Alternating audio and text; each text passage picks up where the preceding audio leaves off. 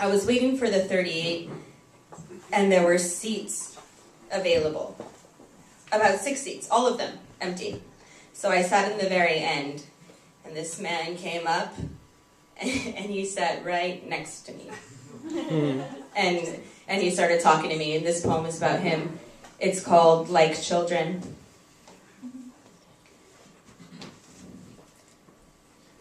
Outwardly peeking into their own minds, measuring time, then bouncing from minute to minute. One with a single tooth, his bottle wrapped in a paper bag, sucked on a cigarette, and in one breath told the stories of all the cars he owned. The Mustang that hit 500 miles per hour on the highway as the helicopters and cops closed in on him. Of the yacht he owns and the women.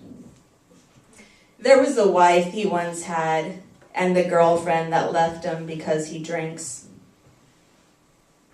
And then it was as if all his teeth grew back and clenched madly as he reached into the memory of them and said, I told them I'd throw them both in the marina. Yay! I wrote this one just a couple hours ago, actually. The scene of a goodbye in an airport is totally cliche, and I've been there. It's so bad, but this is about that. It's called Leaving You. It was your face that is now a permanent stamp of that October morning. I was leaving you. You, with the turbulence I excused for passion, the rage so genuine. You who taught me how to cope, or that there was even a need to. I joined the line of travelers as we snaked in steps towards our planes and what we thought were destinations. I could hear you force out my name. You had found holes in the wall of people where you stood not knowing what to do with your hands, the slight tremors of your shoulders and your face, melted and twisted with regret. Yeah.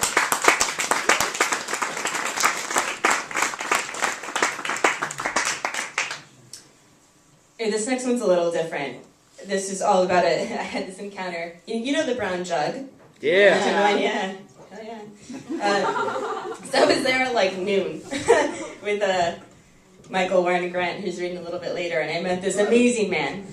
And he had a great story that really touched me and made me laugh a lot. So this is for him. It's called, Apart from That, Mrs. Kennedy, How Was the Motorcade? He was smart, bald, heartbroken, and sitting on the stool next to mine at the brown jug.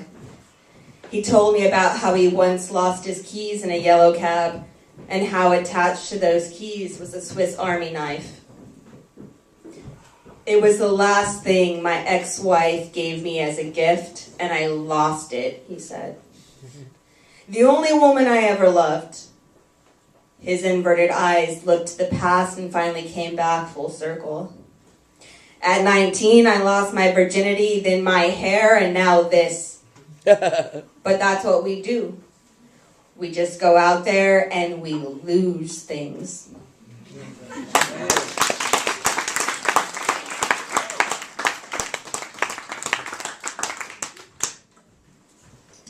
This one's somewhat of a romantic poem. I don't know if you know, but there's a thing called travertine, and it's a limestone. They make tiles out of it. It's really beautiful.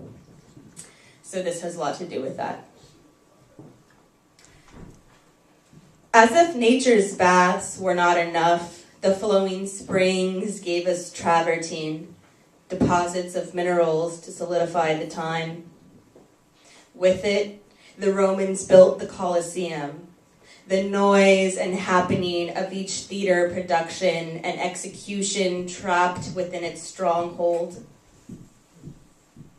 And now here it holds us. In this shower lined with travertine tiles, my back up against the cold, skin imagining the time-lapsed history of the limestone, from its silent, watery formation to its final resolve to exist as grand walls that ricochet the jeers of Rome and the lover's wild cry.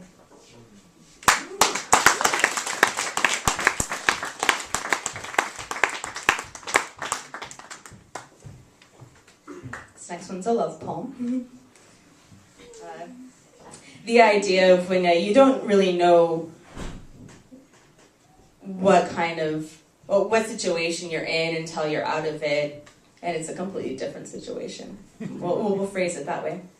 It's called Everything is Getting Full with Something. It's like that Bukowski poem. When the nights of waiting alone in bed become the nails that fasten you to the cross, splayed and pinned like a 5-point star.